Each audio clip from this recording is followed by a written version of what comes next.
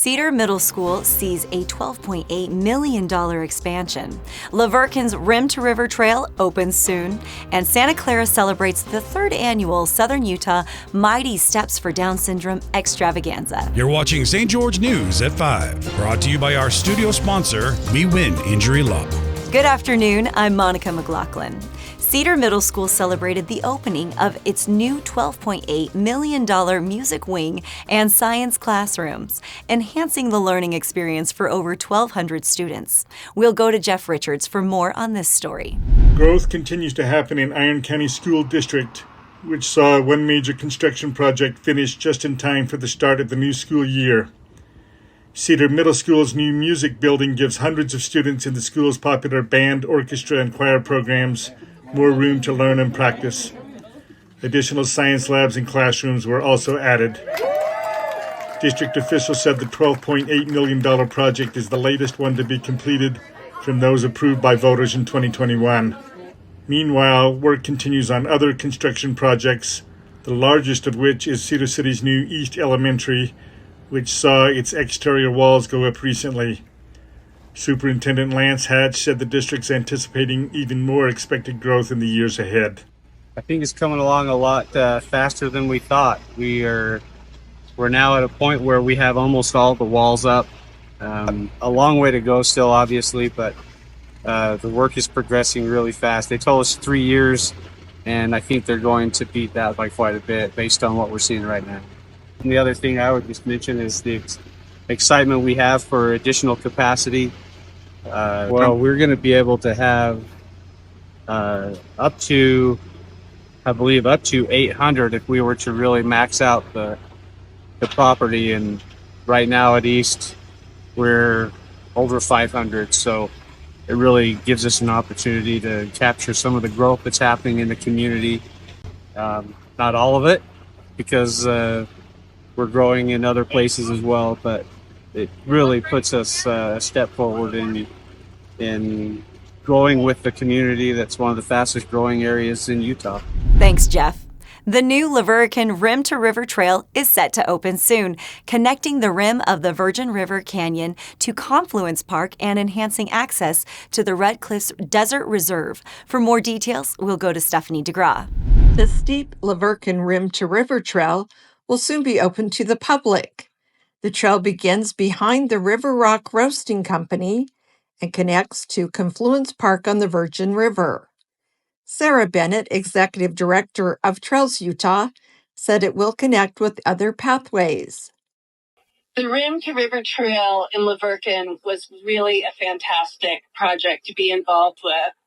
We had LaVerkin City as our funding partner, Utah State Division of Outdoor Recreation helped out with 2 grants, and the community has come in with a lot of support.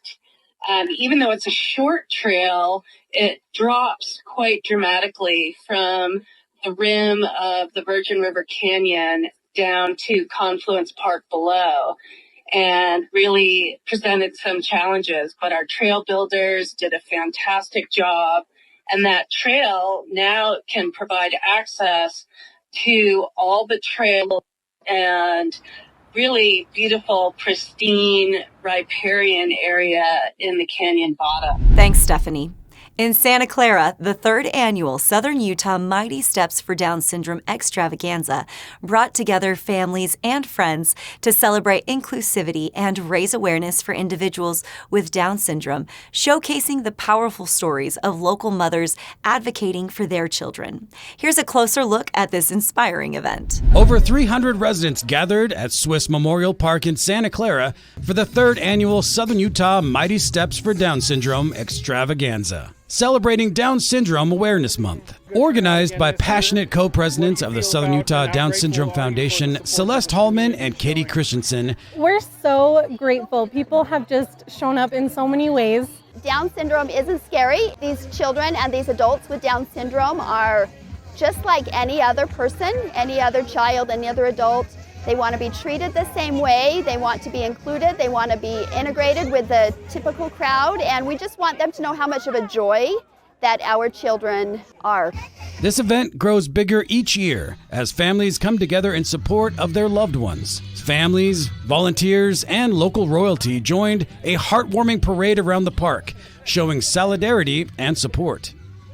The day was filled with games, community booths, a silent auction, and delicious free lunch from local businesses, making it a true celebration of togetherness. So the passion comes from my daughter. She has Down syndrome and she's 13 years old. And I've just had a passion of trying to get her included in things and just trying to get people to see her as a person, not as a disability. They walked for awareness, for solidarity, and as a community grateful for every blessing. Now we'll take a look at your local weather forecast, brought to you by Casablanca Resort and Casino. Right now in St. George, we're enjoying a warm 94 degrees with tonight's low settling at a comfortable 61. Tomorrow, get ready for another warm day with a high of 96 and a low of 63. In Mesquite, it's a hot 99 at the moment, dipping to 69 tonight. Tomorrow looks even hotter with a high of 102 and a low of 68. Expect this week to stay in the low 100s. Meanwhile, Cedar City is currently at a pleasant 78 with temperatures cooling down to 47 tonight. Tomorrow you can look forward to a high of 83 and a low of 54, making it for a lovely day outdoors. Now let's head to Aaron Crane for your Region 9 local sports update. Thanks, Monica. This past week in sports, the defending 4A state champions Crimson Cliffs dominated Snow Canyon with a decisive 35-6 victory, led by Van Daly and McCord Christiansen, who each scored, and quarterback Ryder Sherritt's 2 touchdown passes. The Mustangs are riding high with 4 straight wins. In a thrilling overtime clash, Pineview squeezed out a win over Dixie, 35-34. Brock Harris blocked a crucial extra point, allowing the Panthers to secure a win in a back-and-forth battle featuring a standout performance from Maka Fiafia. And don't miss the comeback of the night. Cedar rallied to beat the Hurricane Tigers 28-21 with a stunning 98-yard drive, capped off with a 68-yard touchdown pass from Everett Kelling to Trace Ovson. Desert Hills had a bye, but will return to action next week against Dixie. Now for girls soccer, in a thrilling backyard rivalry, the Desert Hills Thunder edged out the Crimson Cliffs Mustangs in a nail-biting shootout last Thursday. Camry Jurgensen kicked things off with a goal, assisted by Lilia Eriksson. But with just 3 minutes left, Macy Woolley equalized the Mustangs, forcing overtime. When the dust settled, Desert Hills triumphed in a penalty shootout, netting 4 goals, while the goalkeeper Tess Peterson made crucial saves, allowing just 1 passer. Meanwhile, Snow Canyon continued to dominate the Region 9 standings with a decisive 7-2 win over Pineview, featuring a hat trick from Jolie Irvin and 2 goals from Lottie Smith. Now back to you, Monica. Thanks, Aaron. What began as a lighthearted prank involving 100 bananas has transformed into Kate's Banana Bread, a thriving business that's gained national traction and now boasts 6-figure earnings and a loyal following. Here's Jessie Bang with the full story. Kate Guthrie and her husband Brock are the owners of Kate's Banana Bread, a business that initially kicked off after a friend pranked them by putting over 100 bananas on their car. When the couple welcomed a baby boy, they knew they wanted a business that would allow them to be together as a family as much as possible. They started by selling their homemade banana bread on the side of the road, and the business quickly took off. So I don't think I'll ever be able to smell anything ever again aside from banana bread. This is what we got going. So roughly 400 loaves. In just 1 year, the couple went from being in debt and selling banana bread on the street to farmers markets, stocking local stores, and now shipping nationwide. They're incredibly grateful for the community support that helped turn their small venture into a thriving business. Thanks, Jessie. With fall officially underway in southern Utah, locals are invited to savor the season's distinct aromas and vibrant colors. We'll go to Alicia Lundgren for the details. It's officially fall, southern Utah, so it's time to get a big whiff of the seasonal smells.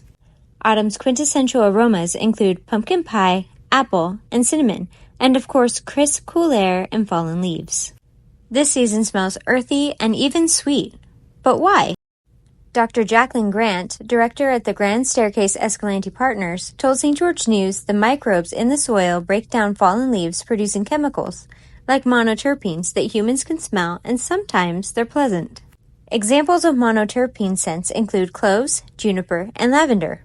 People may also enjoy the smell of fall because things are changing and it's nostalgic, as Grant shared. I do like the smell of fall because it comes along with all the other sensory issues, right? The temperature is different and the light starts to be different and the types of plants that are active are different. So it has lots of memories associated with it. Southern Utah's high-elevation forests have begun to change, filling in sprawling green woods with patches of vivid hues. Thank you for watching St. George News at 5. To learn more about our studio sponsor, We Win Injury Law, go to WeWinInjuryLaw.com. I'm Monica McLaughlin with St. George News, your #1 source for local news. This has been St. George News at 5, brought to you by We Win Injury Law.